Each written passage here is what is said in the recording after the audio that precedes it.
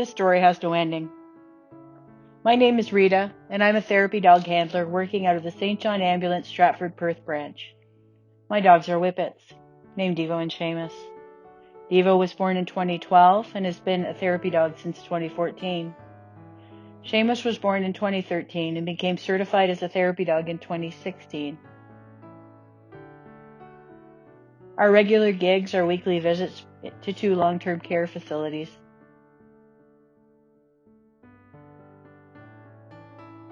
Since both are certified to work with children, we've also spent time working at the library or in local schools. That is, we did until March 2020, when the pandemic changed everything for us. Our last visit before everything was shut down was to my great niece and nephew's school. I remember leaving there thinking how fabulous that school is and how well behaved the children are. It was a really good day. Not long after everything was locked down, it was a strange time, and I was worried about our friends at the long-term care facilities, so I started to take the boys for window visits. It was a nice way to show some support, and it helped to alleviate some of the concern I had for the residents. On Easter Sunday, I decided to put a couple of hats I had in the house on the boys when we set off for our visit. Incidentally, Easter Sunday is also the day that my quarantine puppy Peter was born. The next week, I put Devo and Seamus in Eeyore and Pooh hats. When I returned home, I posted some photos on social media with a quote from Winnie the Pooh, and it was clear I struck a chord, so I just kept doing it. I'd always dressed up the dogs at Halloween, so I pulled out old costumes. Gord Downie, cowboys, superheroes. On May 10th, we watched the snowbirds fly over the hospital in our Montreal Canadiens garb. On June 13th, Peter joined my pack. On June 14th, he made his first visit. Yep, a natural. One of the facilities is in a converted school with window wells, not really conducive to window visits, so I'd been focusing on the other facility. But in June, there was an antique car parade going by all of the facilities in town, so I stood across the street where I could see all of the residents that I hadn't seen for so long. It was very emotional. It would be the last time I'd see some of those residents. My costume closet was bare by late spring, so I had to start creating new ones.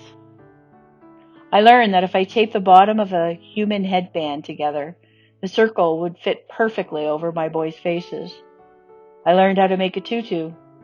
I learned that my elder boys have incredible patience. Peter was learning the ropes as well, and by September he was wearing full costumes as well, at 5 months of age. The Stratford Library created a virtual pause for reading program using Zoom. In our second outing with a new reader, described as reluctant, I grabbed 2 top hats, put them on Devo and Seamus.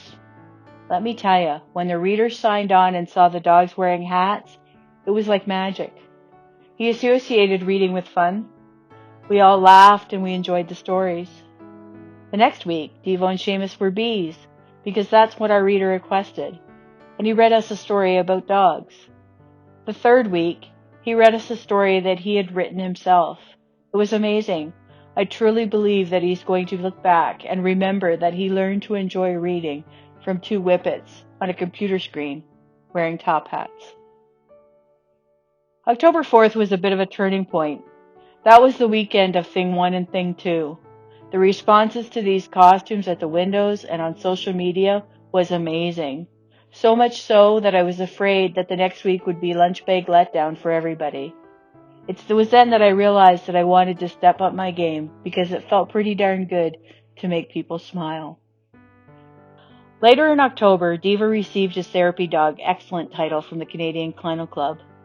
I debuted the engineering marvel of the corn costumes that were an idea from a colleague's daughter. Things were going really well. I was making people happy. Then 2 days before Halloween, disaster struck when the facility I visited less often had an outbreak. Throughout the outbreak, every day at 10:30, the children from the school across the street would cheer, sing, and dance for the residents. We joined them one day. The dogs wore their zoo costumes. The human cried. The outbreak was devastating, but we continued to visit the other facility. I dressed the dogs in front of one particular resident that had Whippets when she was a child. She has always called Devo and Seamus her darlings. I leave Devo and Seamus loose, but I keep Peter on lead. I'll encourage the boys to jump up on the window with treats. I may regret this when we go back inside.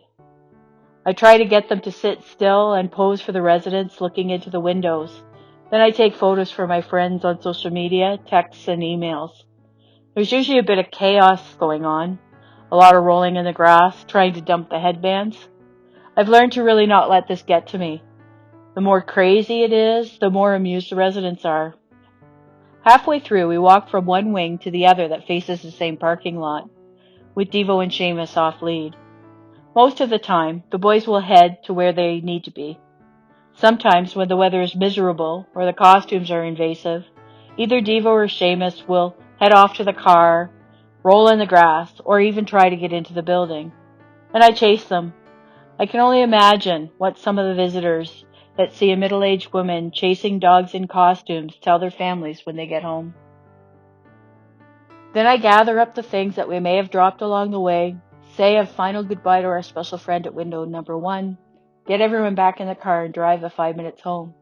The costumes come off. I've kept them all. Some I may never use again. I don't think I could subject the boys to the corn cobs ever again. But they're all stored in the spare room. As visitors are something I don't have these days, this works. I'm not a planner.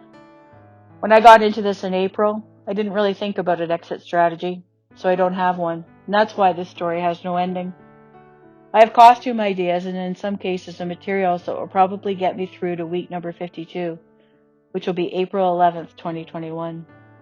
After that, I'll possibly start to recycle. At this point, I have no idea when I will stop, as I think my last weekend will be the weekend before I'm finally able to go inside with the boys. When that happens, there will be tears. Lots of happy tears.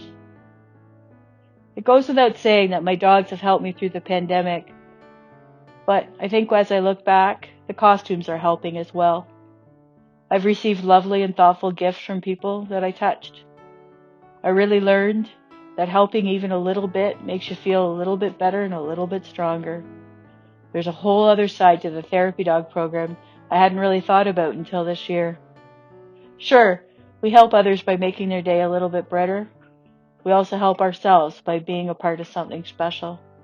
I'm extremely grateful to the St. John Ambulance Organization, its staff, and its volunteers for allowing me the privilege of taking part in the program. I am a better person because of it.